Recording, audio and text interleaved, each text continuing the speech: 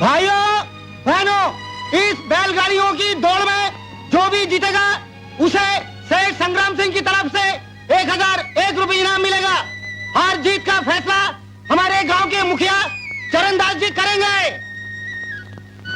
बाकी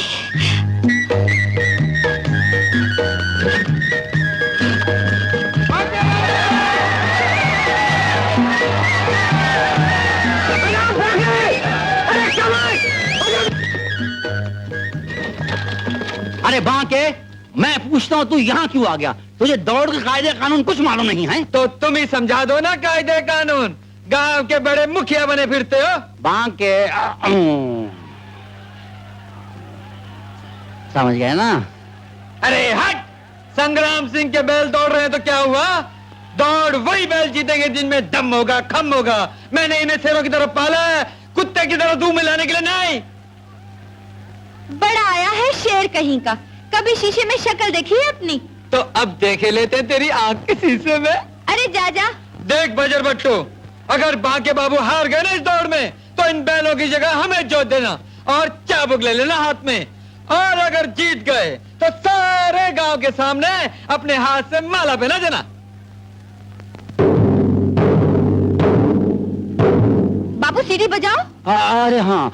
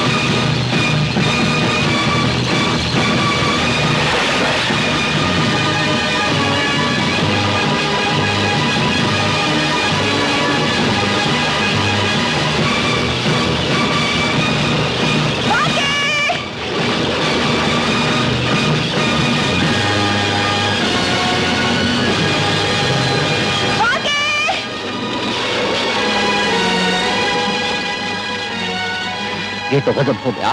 संग्राम सिंह के बैल हार गए और बांके जीत गया। बेटी चलो यहाँ से। बापू, जीतने वाले को इनाम नहीं दोगे? तुझे इनाम की पड़ी है या मुझे अपनी जान की फिक्र है? जान की। चल बापू चल ना। भाग्य दौलत का दुम छल्ला, इनाम की थैली और बेटी दोनों को बगल में दबा के नीचे उतारो। अगर वो गांव का मुखिया है तो हम भी बांके हैं गांव के। हम छाती ठोक के कहते हैं हम इनाम वसूल करके रहेंगे। ये लो इनाम हरामखोर। आज तक हमारे बैल किसी दौड़ में नहीं हारे थे, आज तेरी वजह से हार गए। चले जाओ यहाँ से नमक हराम, वरना खाल खींचूंगा तेरी। जाओ। अब मैं तुमसे पूछता हूँ मुखिया, तुम्हें गांव का सरपंच किसने बनाया? आपने सरकार। माँ बाप ने तो सिर्फ चरणदास पैदा किया था।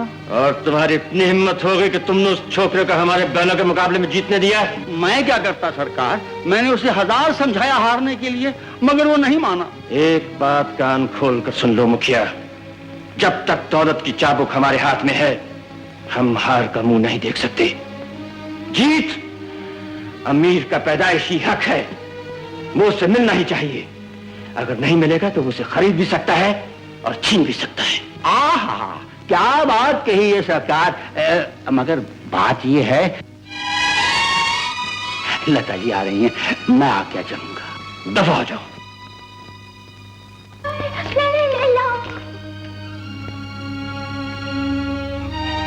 ये लो लता, ये तुम्हारे लिए है, बाहर का पहला फूल ले लो।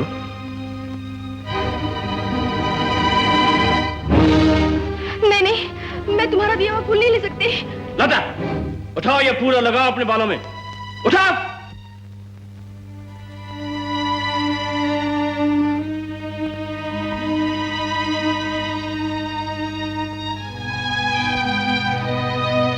कॉलेज में आजकल छुट्टियां हैं, कहाँ जा रही? मैं अपनी सहेली गीता से मिलने जा रही थी। कोई जरूरत नहीं है किसी से मिलने की, ऊपर जाओ। जाती हो कि नहीं?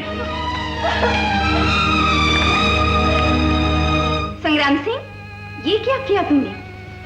लता को रुला दिया? मेरी मुंह बोली बहन कितनी भोली है। मैं जो कुछ भी कर रहा हूँ तुम्हारी खातिर कर रहा हूँ। तुमने मेरे गले में पट्टा जो डाल दिया है, इसलिए कभी कभी भौंकना भी पड़ता है और काटना भी पड़ता है। लेकिन अब तुम्हें जरा जल्दी करनी होगी। किस बात की? तुम एक बात भूल गई हो, लेकिन वो बात मुझे अच्छी तरह से याद है। लता का बाप मरते वक्त एक कागज के टुकड़े पर कुछ लिख गया था, जिसकी वजह से आज तुम इस घर की रानी हो और मैं तुम्हारा वजीर।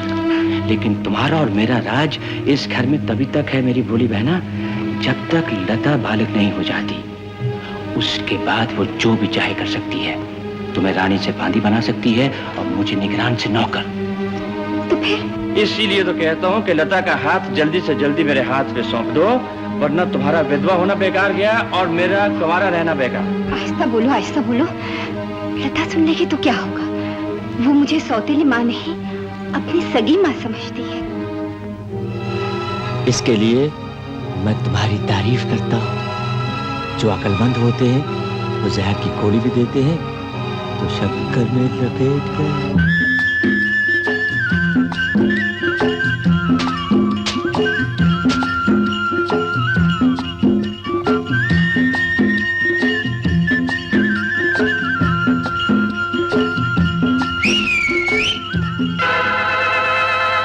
अरे, ये गाड़ी कैसे रुक गई?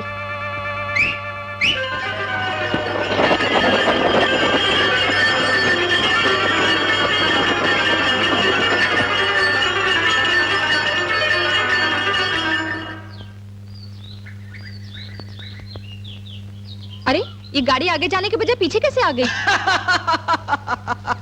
अच्छा, तो ये तुम्हारा काम है? हाँ बजर बट्टू, तेरे बैलों को मंत्र से बांध दिया है मैंने। उस दिन बाप इनाम दबाकर और बेटी सर थार कर भाग गई थी, आज रास्ते पर पकड़ लिया मैंने। लेकिन तू ये बोरिया बिस्तर लेकर कहाँ जा रही है? शहर जा रही हूँ, कॉलेज खुलने वाला है। अब मुझे जाने दो बाबा, अगर वक्त पे ना पहुंची तो ट्रेन छूट जाएगी। अरे ट्रेन छूट गई तो कौन सी आफत आ जाएगी? अगर ट्रेन छूट गई तो कॉलेज नहीं पहुंच पाऊंगी, और अगर कॉलेज नहीं गई तो पढ़ नहीं पाऊंगी, और अगर पढ़ नहीं गई तो फेल हो जाऊंगी। मैं तो बस में भी बैठी हूँ और ट्रेन में भी सफर किया है, लेकिन जो मजा बैलगाड़ी में बैठकर आया वो कभी नहीं आया। मगर ये तो बता, वो दिलदार गाड़ी में कौन था जो अब तक तेरे दिल की गाड़ी हाँक रहा है?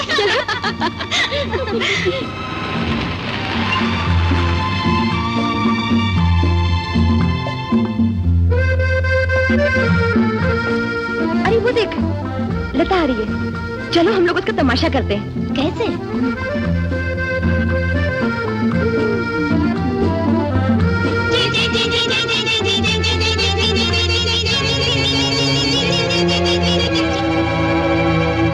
ये आवाज किसने निकाली? मैंने नहीं निकाली। मैंने नहीं तो? मैंने भी नहीं। मैंने भी नहीं। खबरदार, कह देती हूँ।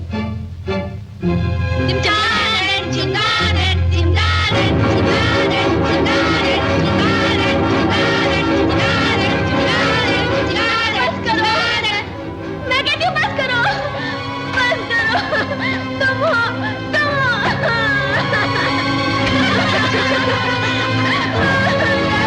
जल्दी कर चलो।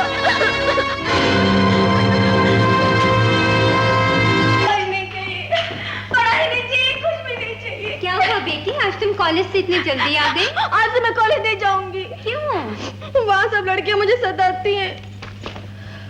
क्या कहा उन्होंने? उन्होंने बार बार और बारी बारी वही बात कही, जैसे मैं सुनती हूँ तो पागल सी हो जाती हूँ। क्या कहा उन्होंने? चमगादड़? संग्राम सिंह, मेरी बेटी चमगादड़ का नाम सुनकर कॉलेज से भाग आई है। क्या तुम चाहती वो यहाँ से भी चली जाए? ओहो, लता बड़ी हो गई है, कोई दूध पीती बच्ची नहीं रही। इसे चमगादड़। दौरा फिर शुरू हो गया, डॉक्टर को बुलाना पड़ेगा।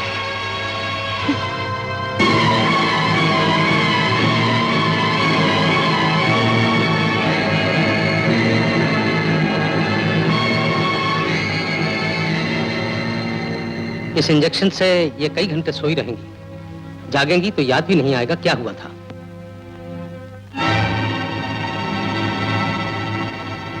डॉक्टर साहब। यस। ये आपकी फीस। डॉक्टर साहब, इस बीमारी का आपकी साइंस में और कोई इलाज नहीं है? बड़ा सीधा इलाज है। क्या? शादी। हाँ, थैंक यू। सुन लिया तुमने? मेरे हनुमान का तमाशा देखो, कैसे गाड़ी को उलट देता है और फिर सीधी कर देता है। चल बेटा, चल चल हनुमान, चलो। हाँ, शाबाश शाबाश। हाँ, उठा उठा ले, उठा ले। हाँ बेटा, शाबाश। गाड़ी उलट तो गई है, चल उस तरफ। सीधी करना जरा मुश्किल है। अरे जाओ जाओ रामू पापा, चल हनुमान चल।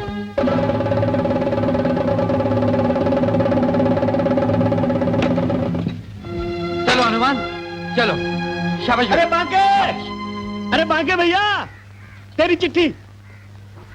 वो तो कहती थी चिट्ठी नहीं लिखेगी, मेरे लिए काला अक्षर भैंस बराबर है। प्यारे, ये प्रेम पत्र नहीं, सरकारी पत्र है, जिला कलेक्टर की चिट्ठी। ए भाई, कहीं दिमाग तो नहीं चल गया तेरा? इतना बड़ा हाकिम मुझे चिट्ठी क्यों लिखेगा? जरा बराबर देख, बांके बाबू लिखा है क्या? अरे वो बांके बाबू थोड़े ही लिखेंगे। आहा, यही तो मैं कहता था। लिखा है श्रीमान चोखेलाल बल अनोखेलाल। जिला कलेक्टर ने मुझे श्रीमान लिखा है? हाँ। जरा चिट्ठी खोल के पढ़ना। अरे ओ बजर बट्टू, इधर आओ। अरे इधर आओ ना जल्दी। ये देखो, जिला कलेक्टर मुझे श्रीमान कहकर पुकारता है। जरा आगे पढ़। ए बजर बट्टू, बुदबुदा क्यों रहा है? गला फाड़ के पढ़ जैसे मैं बोलता हूँ। तेरी तो पांचों घी में और सर कढ़ाई में हो गया बांके। अपनी तो हमेशा पांचों घी में और सर कढ़ाई में होता है। आगे पढ़। बांके, तुझे जिला कलेक्टर ने बधाई दी है। किस बात की? प्यारे, तुम्हें सरकार की तरफ से अव्वल नंबर का इनाम मिला है। क्यों? अपने खेत में 1 एकड़ में जितना अनाज तुमने उगाया है, सारे जिले में किसी ने नहीं उगाया। कलेक्टर साहब कल खुद तशरीफ ला रहे हैं अपने हाथ से तुझे इनाम देने के लिए। इसका मतलब ये है कि वो इनाम मुझे पार्वती के बाप के सामने दिया जाएगा। अरे यार, तुम भी अजीब नमूने हो। भला गांव के मुखिया की गैर हाजिरी में तुम्हें इनाम कैसे दिया जाएगा? Buzzer button, buzzer button. माननीय सभापति जी, भाई और बहनों, अगर भारत के हर गांव में बांके जैसा एक किसान भी मिल सके तो हमारे देश को बाहर की मंडियों में न बिकना पड़ेगा, न किसी के आगे झोली फैलानी पड़ेगी।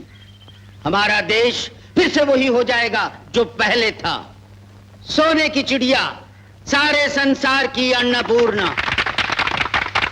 अब मैं सभापति जी से प्रार्थना करता हूं कि वो अपने हाथों से बांके बाबू को माला पहनाएं।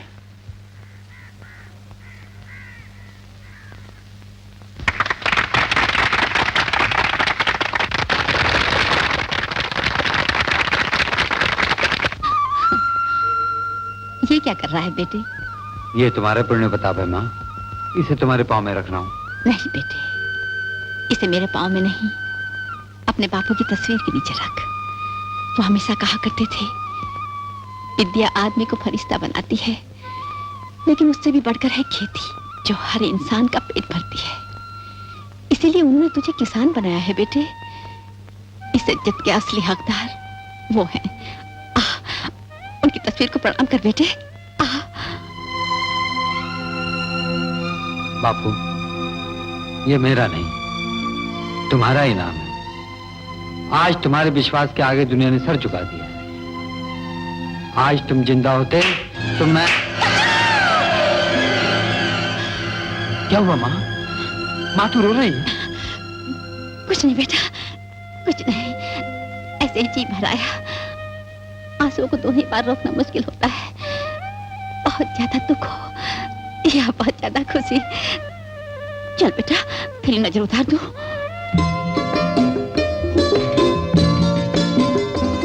बांके, ओ बांके, ऑल इंडिया रेडियो वाले आए हैं तेरे लिए। रेडियो वाले आए हैं? हाँ हाँ, जल्दी आ, जल्दी आ।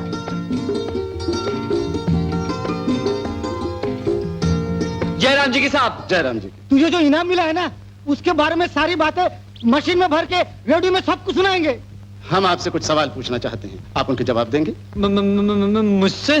अरे तू क्यों डरता है? तू जहाँ अटकेगा वहाँ मैं समझा दूंगा। जी नहीं, आपको बीच में नहीं बोलना है। क्यों नहीं बोलूंगा साहब? ये हमारा गांव का लड़का है। आप सवाल करो साहब, मैं जवाब दूंगा, पर इतना बता दो, शहर में पारो और गांव में उसका बाप मुखिया सुन सकेगा? क्यों नहीं, वो लोग रेडियो लगाएंगे तो जरूर सुन सकेंगे। जरा ऊंची आवाज में पूछना जिससे सब साफ साफ सुन सकें। Mic please. आपने सारे जिले में सबसे बढ़कर अनाज पैदा जी। किया है। आपने खेती बाड़ी के बारे में कहीं शिक्षा ली है? शिक्षा की अच्छी कही साहब, ये तो अंगूठा छप है। ए मिस्टर, बीच में मत बोलो। Sorry sister. ये बड़े ताज्जुब की बात है, फिर भी किसी खेती बाड़ी के शिक्षक से आपने कुछ खास बातें तो सीखी होंगी। बशर बट्टू कहेगा।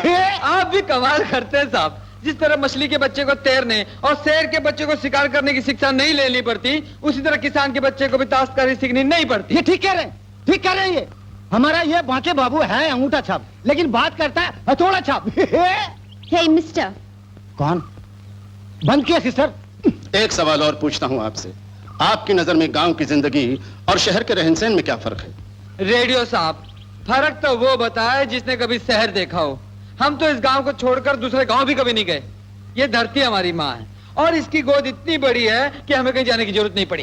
क्या मतलब, आज तक आप शहर गए ही नहीं? शहर का तो फोटो भी नहीं देखा हमने। पारू, तेरा जाने मन तो कुएं का मेंढक है, बिल्कुल बुद्धू मालूम पड़ता है। बड़बड़ मत कर, पहले सुन तो। बाकी बाबू, आपने शादी नहीं की अब तक? जी नहीं।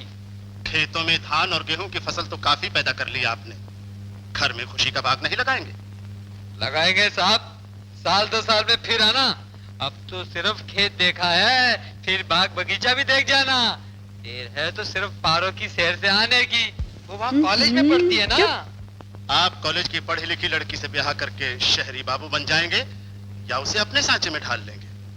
मैं शहरी बाबू कभी नहीं बनूंगा। किसान के घर जन्म लिया है, हमेशा किसान ही रहूंगा। बाकी रह गई पारो की बात, वो भी सुन लीजिए। हम जितना जानते हैं उसे, वो हमारे शरीर की शक्ति, हमारे बाजू का जोर जरूर बनेगी, पाँव की जंजीर नहीं। बंद करो इसे, प्रोग्राम खत्म हो गया। प्रोग्राम तो अब शुरू होगा। हाँ, तुम्हारे बांके बाबू ने डंके की चोट पर ऐलान कर दिया है घर में बगीचा लगाने का। मैं तो ये सोच रही हूँ, जिसने खेत में अनाज इतना पैदा किया, उसने बाग में फूल भी उतने ही हो गए, तो हमारी पारो का क्या होगा?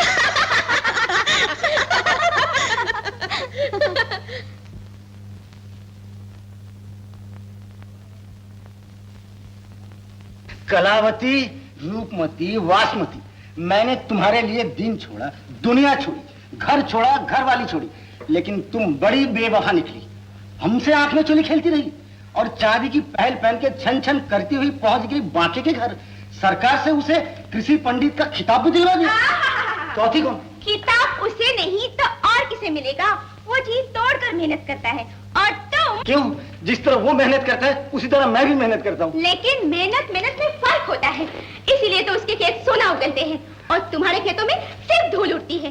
खैर, खेतों की बात जाने दो, एक बार अपने घर पे नजर डाल के देखो और पूछो अपने दिल से, मेरा आमदन क्यों सुना पड़ा है अब तक? वो अपने पड़ोस की राधा 1 साल पहले दुल्हन बन के आई और एक बच्चे की माँ भी बन गई, और मैं यहाँ तो आमदन भी सुने और खेत भी सुना। तुमने मेरी यही कमजोरी पकड़ ली है। रानी, ऐसी बातें करके मेरे दिल पे छुरी मत चलाओ। मैं अपनी तरफ से क्या नहीं करता हूँ, क्या नहीं करता हूँ। खेत में हाल भी चलाता हूँ, पानी भरपूर देता हूँ, बीज भी अच्छी रकम का बोता हूँ, लेकिन क्या? बीज पौधा बनने में ही नहीं आता, तो मैं क्या करूँ? वो मैं नहीं जानती, मैं माँ बनना चाहती हूँ, बहुत से बच्चों की माँ। मैं अभी जाता हूँ। कहाँ जा रहे हो? बाहर। मैं जब भी ये बात करती हूँ तुम बाहर चले जाते हो। अरे भगवान, मैं तुम्हारे काम से जा रहा हूँ। कल रास्ते में 100 साल की बुढ़ी एक बंजरन मिल गई थी। उसने कहा ऐसी एक पुरिया देगी जिससे खेत भी हरे हो जाएंगे और घर में बच्चों की लाइन लग जाएगी। सच? हाँ। बात खत्म हो गई। बात खत्म हो। क्या हुआ? फिर ठीक बारी। हमेशा यही होता है, काम तुम खराब करते हो, बदनाम हम हो जाते हैं। अब नहीं मारूंगी ठीक, जल्दी से जाओ और पुड़िया लेके आओ। अच्छा। जाओ ना। छेकना नहीं, नाक दबा के